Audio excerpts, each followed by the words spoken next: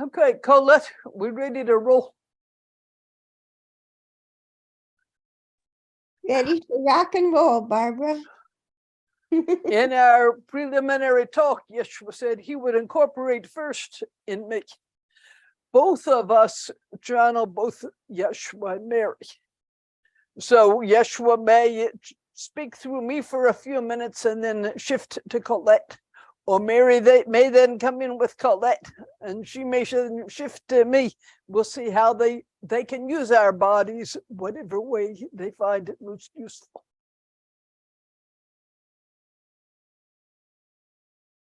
That said, this is me, Barbara, and I wish you a blessed Easter.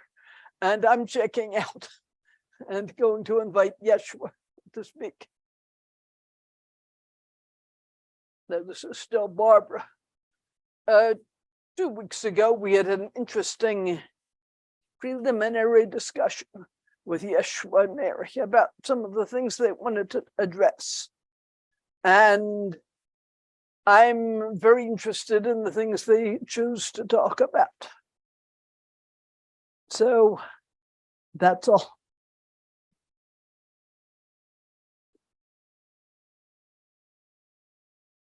My blessings and love to you all. I am Yeshua. I greet you with joy today. Can you hear me clearly?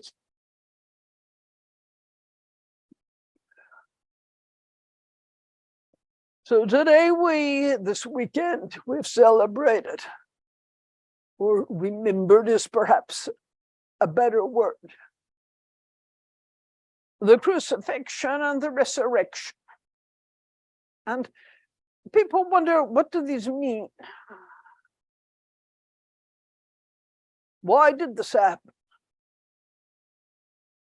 Is there something beyond the mundane meaning that can help people to understand the meanings of the crucifixion and resurrection in your own life?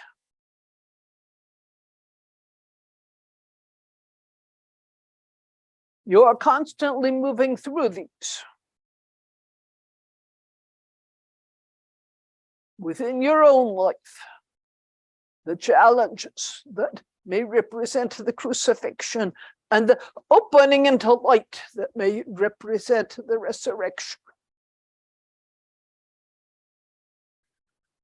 How was it for me?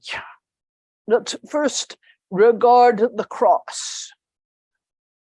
A vertical member and a horizontal member.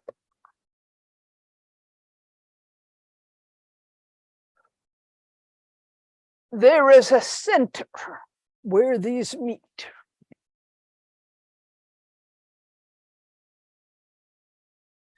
The present moment now. The vertical being the divine energy coming down into the earth. And the horizontal being the whole plane of human experience. You always, I don't want to say hang, but perhaps that's the best word. You always hang right at that point. Your body energy is bringing, hopefully, love and light down into the earth. And your attention is spread to this whole horizontal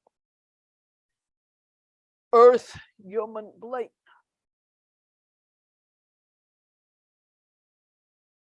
If you would think of yourself crucified in that way, not necessarily on a cross, but crucified by the angry person who is sending you angry messages. The neighbor who has just yelled at you over the fence. The unfair bill that keeps coming. The body pain, the little ways that you feel yourself being crucified. You have a choice as to how you will respond. Either by closing up and thus stopping the flow of divine energy, that can be grounded so deeply into the earth and touch everything. By staying open, allowing that energy to touch, allowing your heart to be open. When Mary and I spoke with Colette and Barbara 2 weeks ago, we brought up the idea of the stone that covered my tomb and how it was rolled away to find the empty tomb. Another image for the tomb might be the heart space. Is your heart space filled with light that when you unblock it and roll away, whatever blocks the heart, love pours out, joy pours out? Or are you holding that rock in front of your heart out of fear?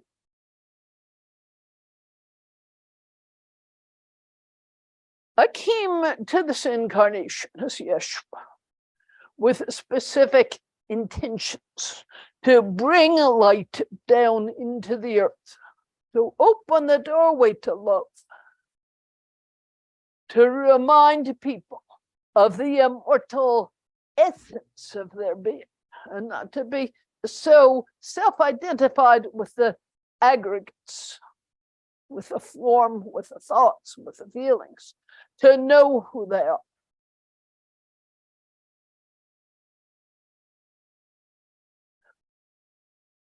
We do each hang on a cross.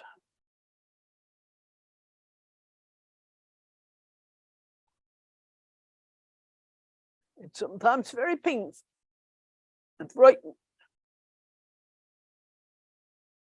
Part of the biggest question for me is hanging there with that pain and fear. How are you going to relate to the pain and fear of human existence? The resurrection, in a sense, is the reawakening into your divine core, to remember who you truly are, and to live that which has been entrusted to live that divinity.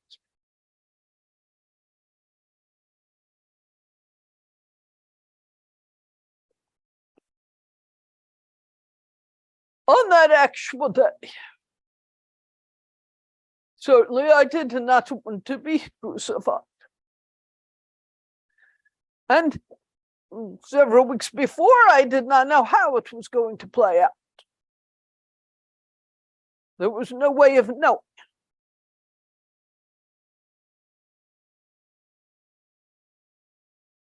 But I was not afraid of what would come through, because I knew that the divine essence in me could not be killed. I did not want to leave my earth experience, my loved ones, and so forth. And yet it seemed that I needed to walk into this willingly, with love, in order, as I said, to plant that seed of love, bringing it down from the heavenly realms far into the earth. Because a major intention was the raising of consciousness on earth. At that point, a low third density consciousness, grounded in fear, hatred, and the personal small self. How do we awaken into the truth of who we are? How do we awaken into the divine beings that each of you is? When you are able to greet that catalyst, the present crucifixion initiation, if I may call it that, to greet it with love and trust, it will not be pleasant. But you don't get caught in fear and hatred and resistance. You do ground that love.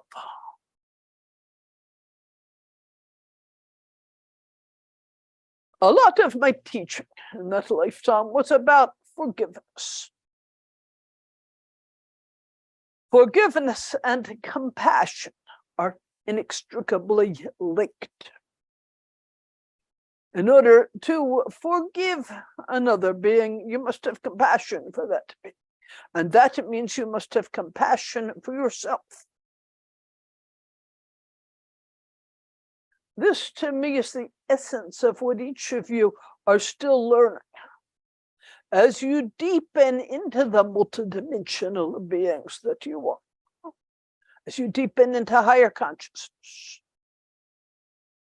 not just to forgive, but to open your heart, your radiant heart, with compassion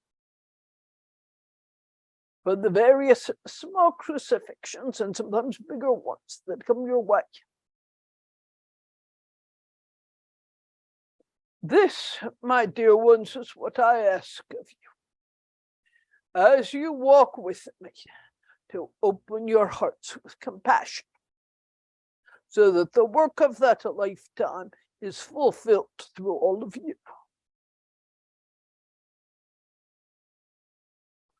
Let's transfer this to Colette. Mary will speak.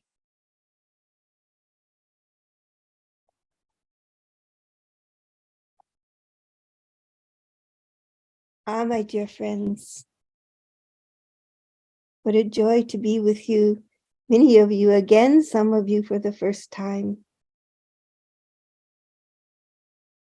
When you think of the concept of Easter in your Western culture, it contains both the elements of darkness and light, of death and new birth, of guardedness and openness. As Yeshua speaks, he used the image of when the stone was rolled away from the tomb and made the analogy to your own hearts. In the human mind, there is still duality, that darkness is not compatible with life, that pain or loss or suffering is not compatible with joy, that initiation or crucifixion is an aberration. And yet, there is no duality. Think simply of the birth of a human. The seed is planted in the womb in darkness, and yet it is not fearful darkness. It is a nurturing and a growing and a gestation until that child is ready to burst forth, if you will, from the tomb, from the womb into the world. Think of a seed that is settling into the darkness of the earth, that stays there in that moisture and whatever temperature, and as the sun gets warmer, it begins to sprout, and eventually it flowers into a glorious thing of beauty, but in time it fades and dies. There is no duality. Within time that you experience as a human, there are all these phases of opening, closing, gestating, being birthed, dying in many ways, not just physical ways, dying to the old self, old ideas, old habits, and moving on into the new. So the crucifixion and the resurrection are not separate. They are not dual. And so think of your own lives. In which ways each day do you meet darkness? Not darkness as aberration, darkness as necessarily something wrong or necessarily pain, but in what places do you meet the darkness of potential for new growth? This could be in many ways. It could be in relationship to yourself, in relationships to others, what you do in the world, simply how you are. When you feel that contraction, that shrouding of darkness, instead of saying, oh, there is something wrong, say, what new thing can be birthed here? What new thing can be released here? Perhaps I need to go sit in the darkness with that and converse and ask, what have you to teach me? What is there to come? And then you are reborn again. In long cycles over a lifetime, you can be reborn many times in a day. And if you wish to think of, instead of rebirths, think of rolling away the stone, opening your heart, letting in the light, bringing your own light into the world.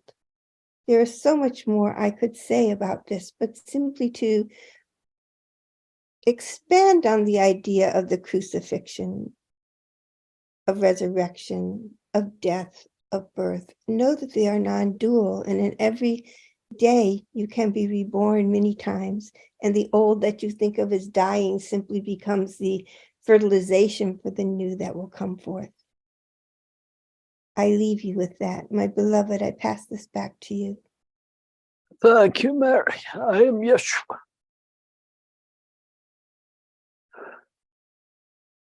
People have asked me, did I suffer? What is suffering? If we give ourselves freely to a situation, knowing it will involve pain, do we suffer? A woman in childbirth, truly longing for the birth of that child, so happy for the birth of that child. Of course, there will be pain, but we cannot say she suffers.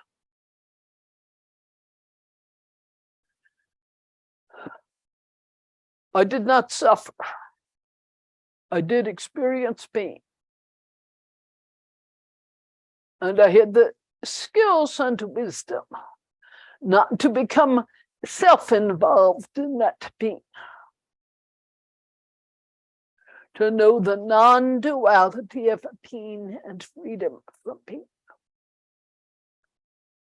Aaron talks to you about this so often, helping you with your meditation practice, to open your heart to the personal pain, to the small crucifixions. Aaron in recent weeks has spoken to several friends who are going through some intensely painful experiences. And with great joy, each of them were able to say, I am not suffering.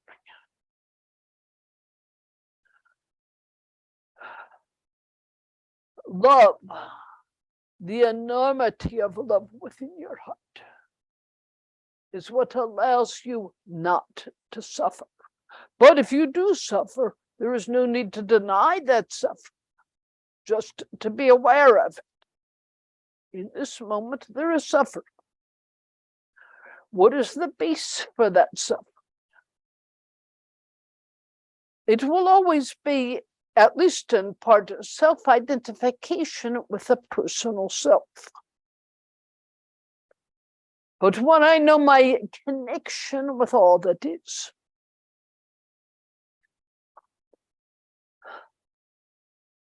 in a sense, as I did on the cross, I am able to offer, to consecrate that suffering, to release it, to ask right here with the suffering, where is love? And to know the power of that love. This is a unique gift for the human, and why this plane of existence is so important. There will be challenging experiences of pain, of loss of loved ones, not getting what you want, getting what you don't want. Unpleasant. If you rest deeply in your commitment to imbue that suffering with light and with love, you find it shifts the suffering. And this is what I was able to do on the cross. It wasn't easy. And there were times when I did suffer momentarily. But I kept coming back. In fact, looking at my loved ones who were gathered around me, helping me to hold true to my intentions to love. Just looking at those faces, I could not stay stuck in the suffering because I knew my ultimate connection with everyone and how powerful love was in holding that space.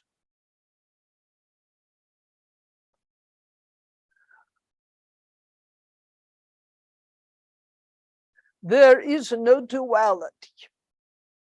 The cross, vertical and the horizontal. Life filled with promise and hope and light. Life mired in darkness and pain.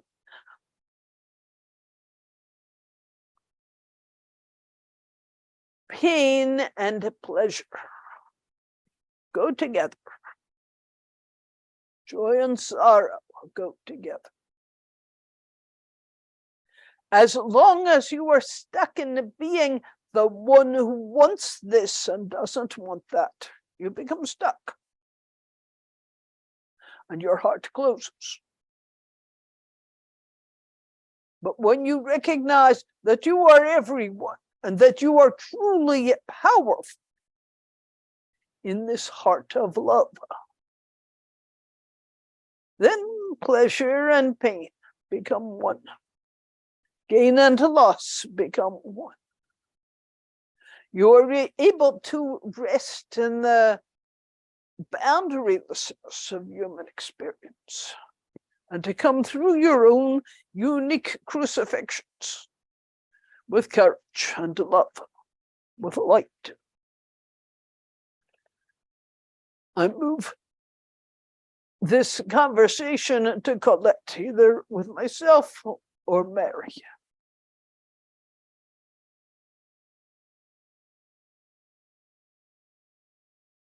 Mary will speak.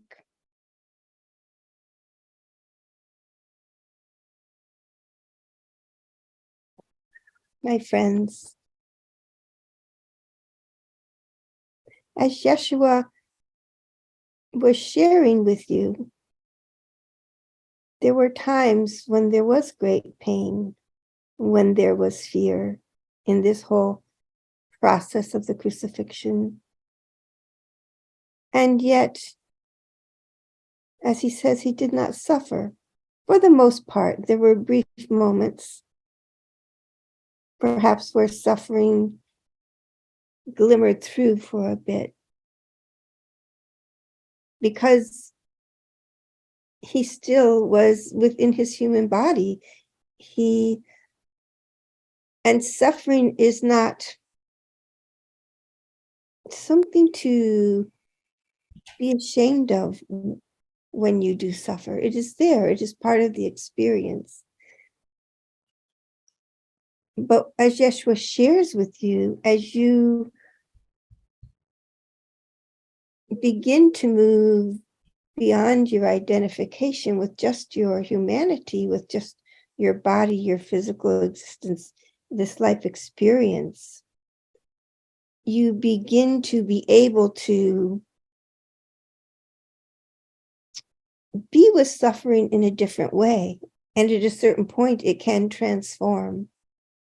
But there is no need to push away the suffering, to judge the suffering, to say to yourself, if I were only more spiritually advanced, I would not suffer. There's no need for any of that. You are human and you are divine, and you are in an incarnate body and in a world that's very complex. But to take that suffering, to hold it in your heart, to open the heart, to let it be there, and yet not let it.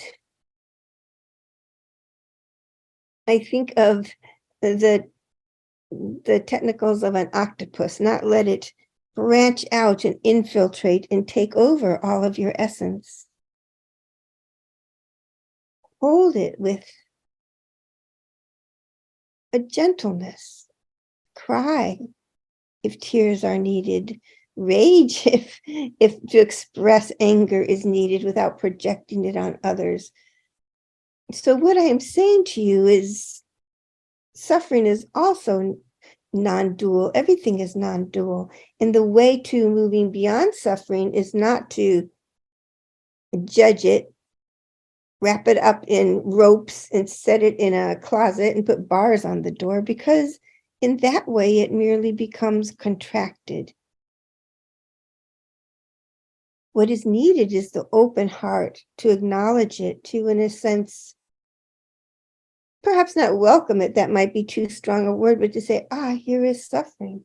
This is real for me right now in this moment. And open into spaciousness and let it move. How it will move could be individual. One may simply be at peace. One's body may shake if there is strong pain or emotion. One may cry. But it is the movement that helps release the suffering. It is the movement that releases the contraction that holds it so tight, that makes it even stronger. And so here again is the concept of rolling away the tomb from the heart. There is no need to clean out the tomb and throw everything away. I'm just using the imagery. Take the suffering, put it in this closet. Take the disappointment, put it in that closet. Take the grief, put it in that closet. Open all the doors and say, here we are, my friends. And in a sense, as you welcome it, it may not transform at that moment, but what changes is that you learn to be there, not forever. You don't need to have to stay there, but in a way that you are open so that the energy then can work and it can move. It may express an emotion or other ways, as I've said. And it is not permanent. When you lock it in the closet, it becomes permanent. It becomes a resident. And it may knock on your door and it may visit you again and again and again. But simply embrace, open, and let it move. There's more ways to speak about it in detail as a way of learning how to work with that energy. And yet, if the channel is open, then the suffering moves and comes and goes. It does not become a boulder. And I use the word suffering, but that could be disappointment. That could be heartache. That could be fear. That could be physical pain. That could be a relationship with a child that suffers from addiction or some other challenge. There are so many things that bring suffering as well as learning. And it is possible to come to an easier energetic relationship with that, so it does not contract around you. I will pass this to Yeshua and let him speak further. My beloved, I pass this to you. I am Mary. Thank you. Actually, I am Mary. Continue. Speaking through one body and then another. Looking at him there on the cross, my beloved. I had to remind myself he is not suffering. He is in pain, yes. And I can help him hold the pain energetically. He is not suffering. But I was suffering because I was so resistant to what was happening to him. A case where it may have been easier to actually experience it than to watch it. But I knew it was important to me, to him, for me not to become lost in the suffering. Not to become closed-hearted, but to keep my heart and love flowing to him. And this is something that we all can do. When we watch the very painful things that are happening in the world. For example, in Ukraine, or in a place like Turkey with the earthquakes. Certainly those people may be suffering, and they have a right to be suffering. But offering deeply loving energy to them, helping hold a space, my open heart to your open heart, can help them not become trapped in the suffering, but truly release the suffering and consecrating the emotions to love.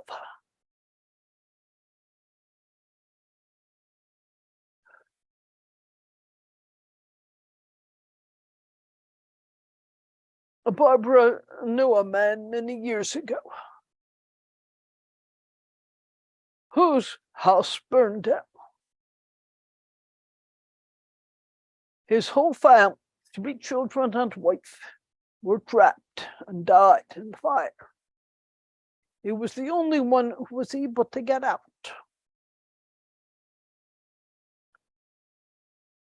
When she spoke to him afterward, and this was many years ago, she said, "I'm sorry for this terrible pain you have suffered." And he said to her, "I am not suffering.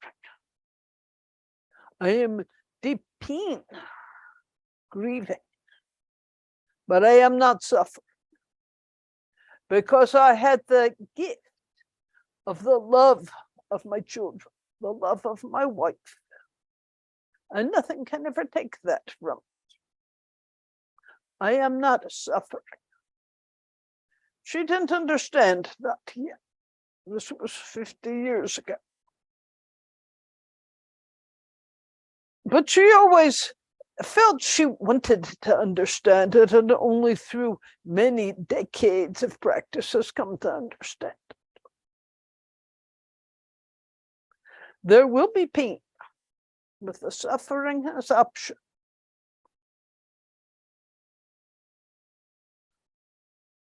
But for me, there watching the crucifixion, I was suffering intensely. And I had to keep reminding myself, my suffering only hurts Yeshua. And yet I could not say, I will stop suffering.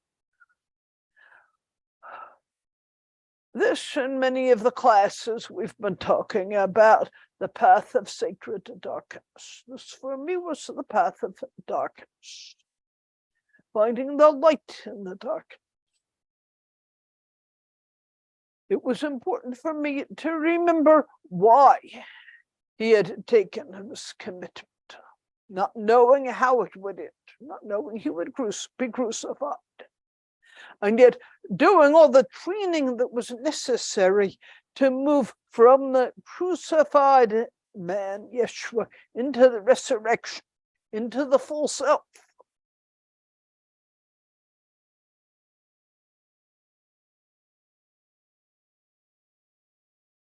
I did not have to lay my suffering upon him to add to his burden.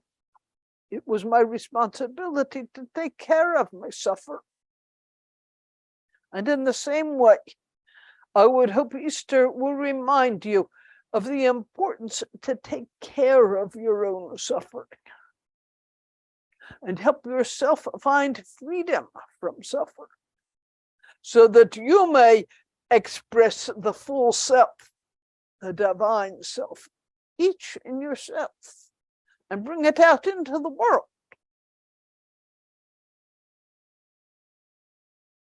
I'll pass this to Colette.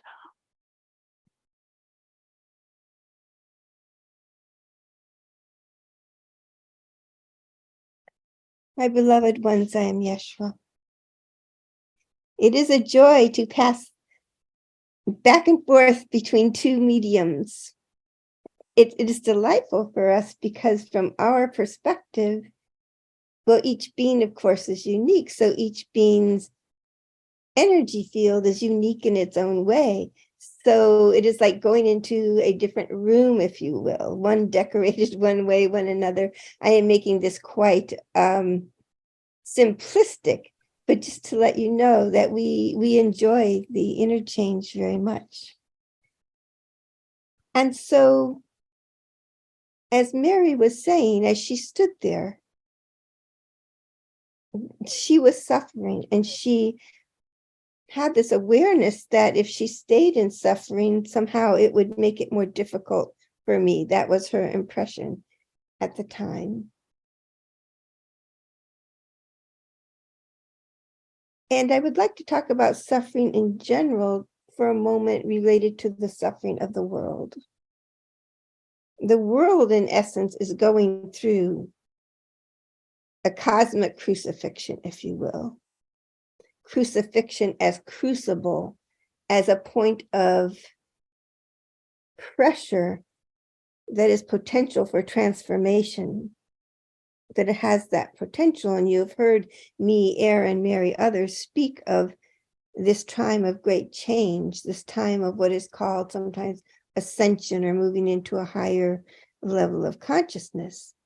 And at a point of transformation, there is often an intensification of what you may call polarity or suffering, because the earth, in a sense, is quaking as it gets ready to burst through. Think of the baby moving through the birth canal as this narrow place that it needs to go through to come out fully into the world, or a chick pecking at the shell. It needs to push through. So the earth is at this apex of pushing through into a higher level of consciousness.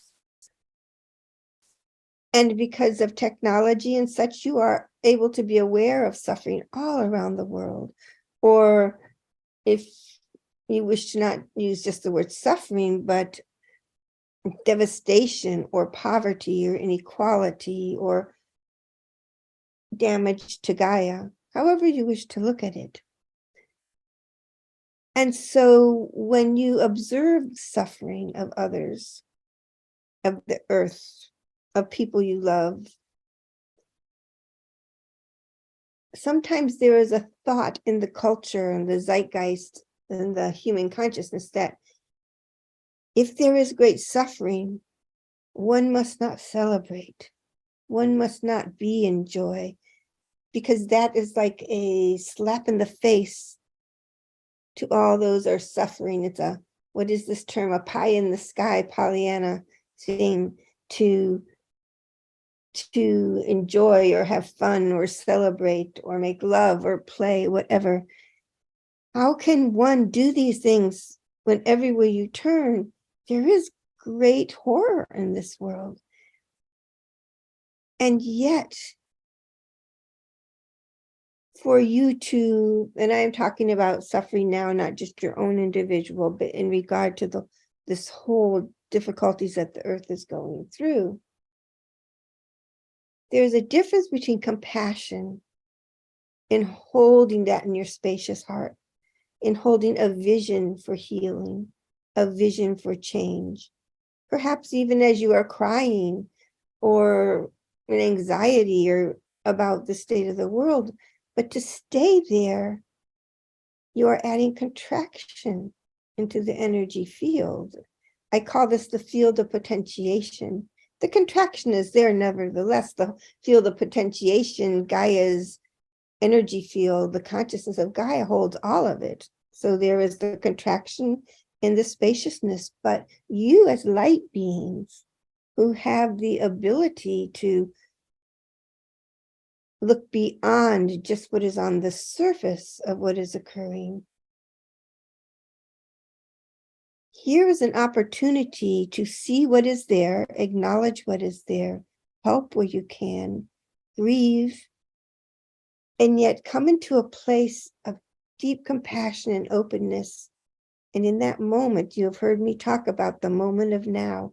Each breath is new. That is your moment of power. That is your moment of choice. In as many nows as you can, bring joy.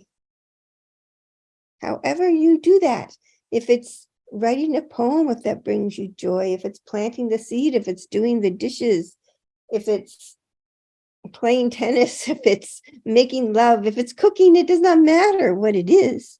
What you are bringing is joyful energy that irradiates, that diffuses into the whole energy field of Gaia. And perhaps you cannot stay there, but in as many nows as you can move into joy, you seed the field of potentiation for those who are ready to also receive. This may sound somewhat heady. Yeshua, how can you say that? Don't you see the news? Don't you see what's happening? Yes, I am aware, as you are aware. It is not to be unaware, because perhaps there are things you as an individual can do in your own way, large or small, to help this earth heal and move into a higher level of consciousness, to a higher density. And yet to stay contracted constantly, you are adding to contraction. Contraction is not bad. It is not wrong. It's simply to have awareness, to keep moving out as you can, as much as you can, when you can, for 2 seconds. Time is meaningless beyond third density.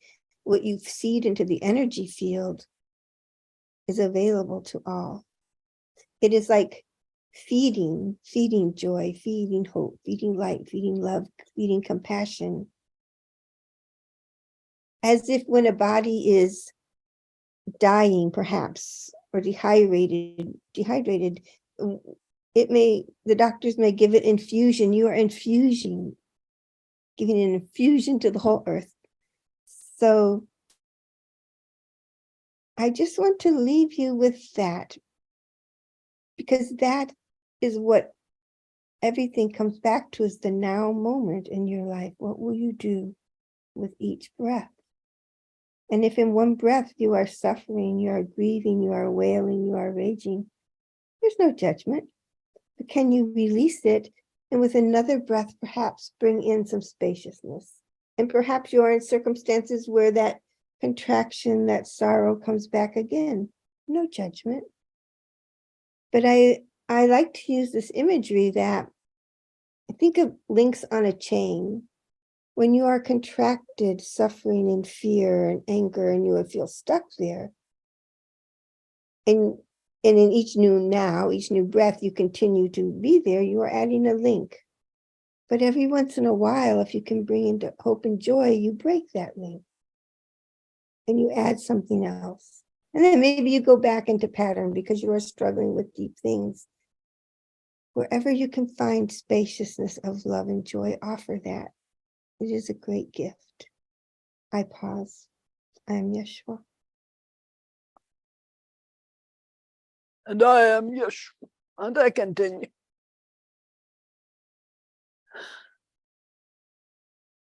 I like the way we're doing this. I'm having fun with it.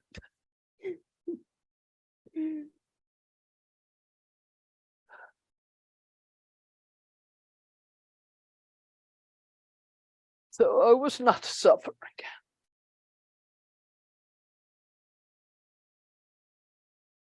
If there was any suffering, it was before the crucifixion.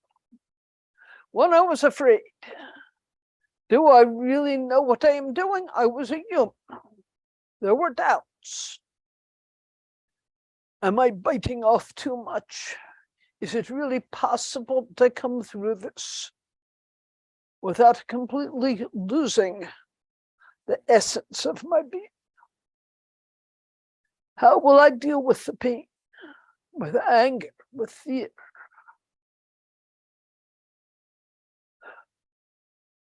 There is a light in each heart. Holding on to that light in my heart. Offering joy and praise. Remembering the reason I was doing this. Have you ever climbed a high mountain or paddled a long distance in your boat? The body tires.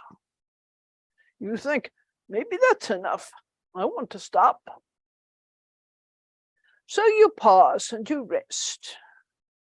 And you have to remember why you choose this arduous path. That there was an intention. The intention is beautiful, and I want to remind you, because it is your intention too, to bring a light where there has been darkness, to bring a love where there has been constriction and separation, to bring joy, to bring higher consciousness into this heavy earth plane. Aaron has talked at length about why we want to bring higher consciousness into the earth plane. It's in many accessible transcripts. So I'll say this briefly. The earth is in transition, moving into an orb of higher consciousness, and all upon it in higher consciousness. Because in higher consciousness, the love essence that you are becomes accessible. This is why I came into the earth plane, to help bring the earth through into higher consciousness, into the ability to hold love always, to know the self as a love, to know everything else as a love, not to create dualities. This doesn't mean there is no longer pleasant or unpleasant. When something is unpleasant, you can work to change it. But that doesn't mean it's inherently evil in any way. What makes it unpleasant? Take care of it.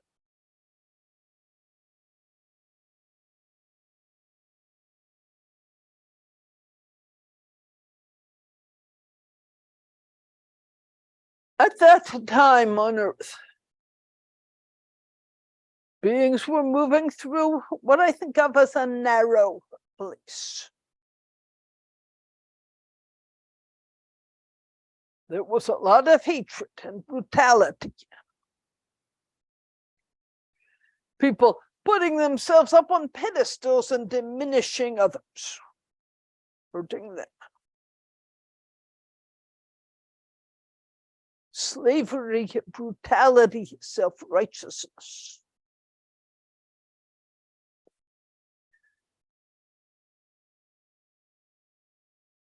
People became caught in the trap of good and bad dualities. A big part of my intention was to help people move beyond such dualities,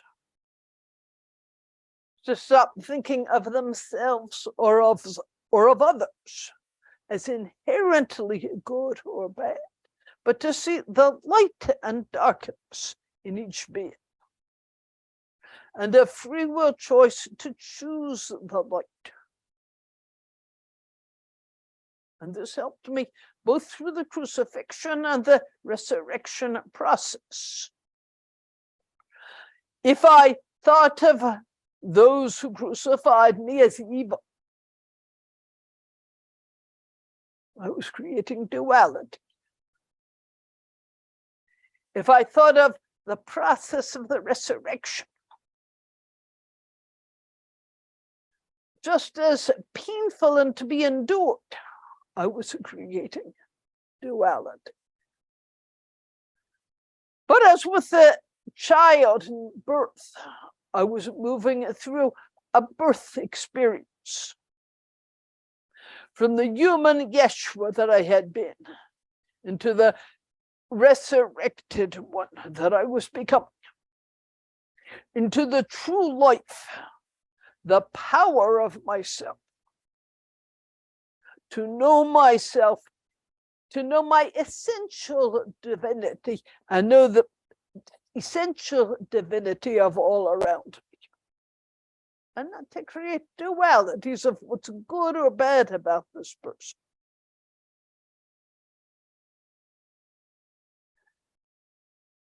It was quite an amazing experience because so many people with such skill were involved, literally in singing me home, using sound, reverberating from cave to cave, sound, energy, love, all centered around me and helping me to find my essence, to restore not so much the physical body as the heart body, the essence of my being.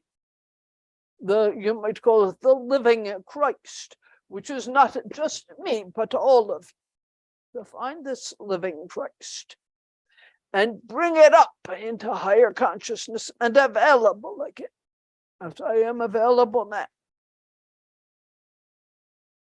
What is this love, living essence?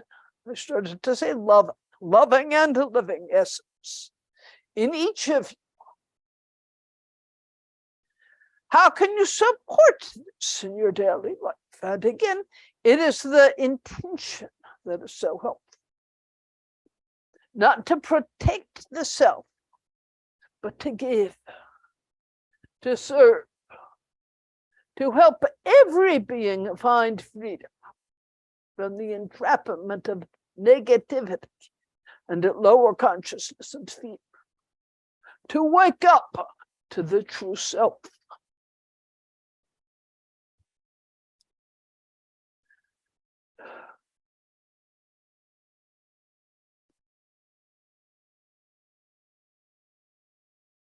I thank all of those who had studied so deeply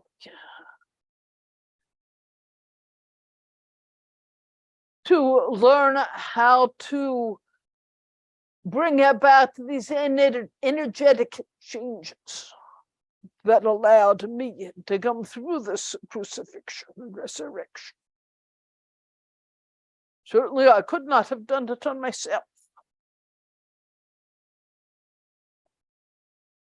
There were those at that point called Magdalens, the Magdalene order, both male and female, who had studied these teachings and the expression of them, often at great effort for themselves.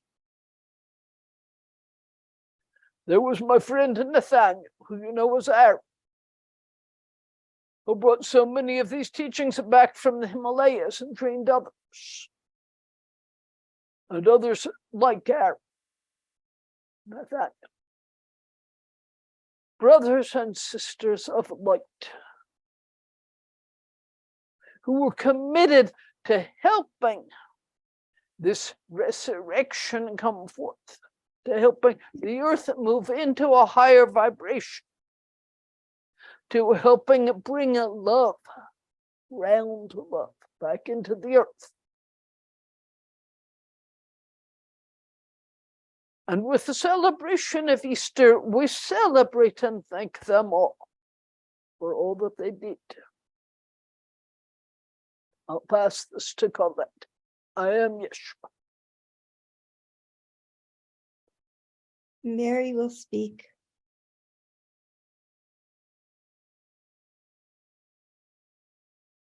My friends, I am Mary.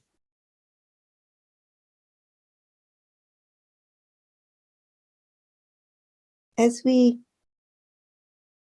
come to a close in our conversation shortly today, I ask you each to consider that you are each a Christ. You are each the light. the world has tended to think that Yeshua was the only Christ. And Yeshua is a beautiful example of the Christ and came 2,000 years ago as an example here on this earth plane. Not the only time he and I have been here, but in time that is close enough to your time now to be in your historical record.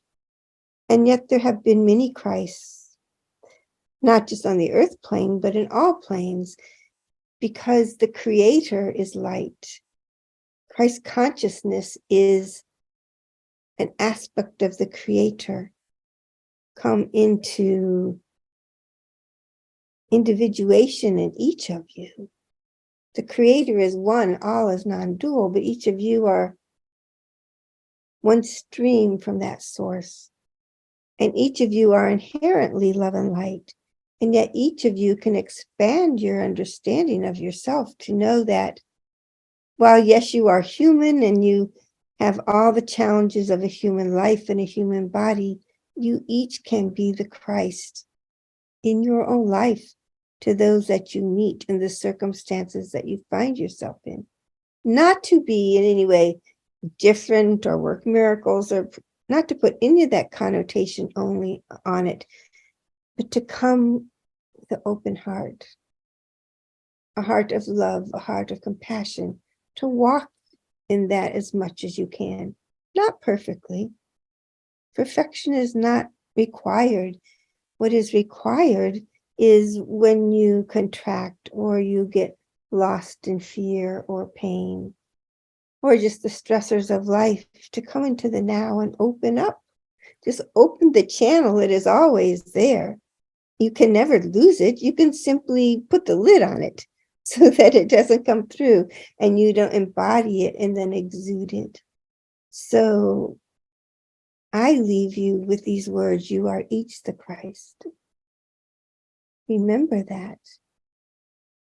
Walk that. Offer that. And you can do it. My love to you. I am Mary.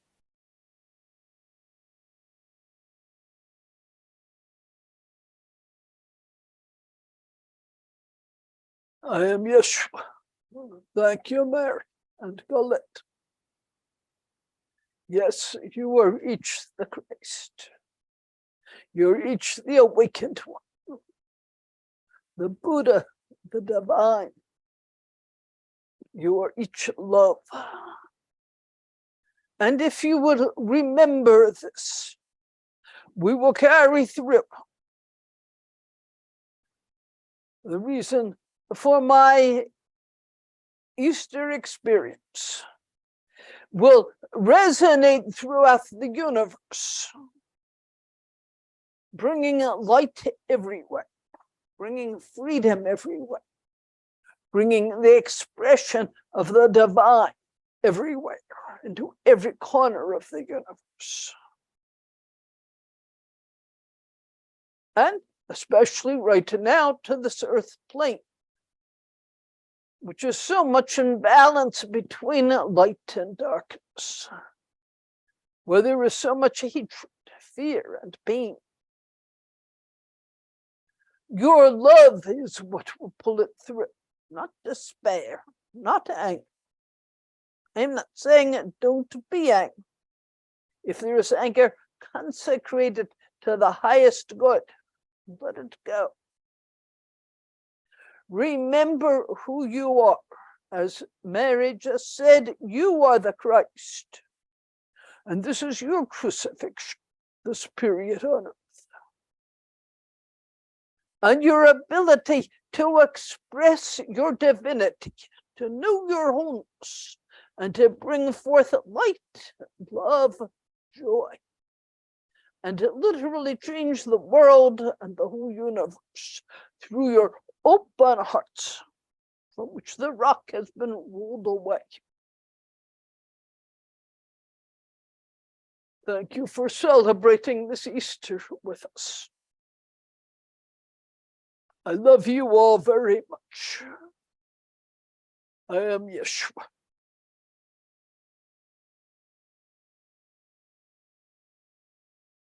I'll return the body to Barbara.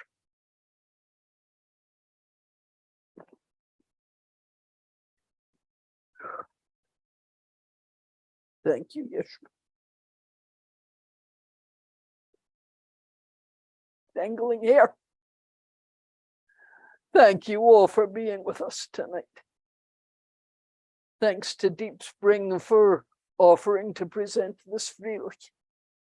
We're glad that we could offer it out to people and hope you have all enjoyed it. Colette and I offer this on a Dana basis, donation basis.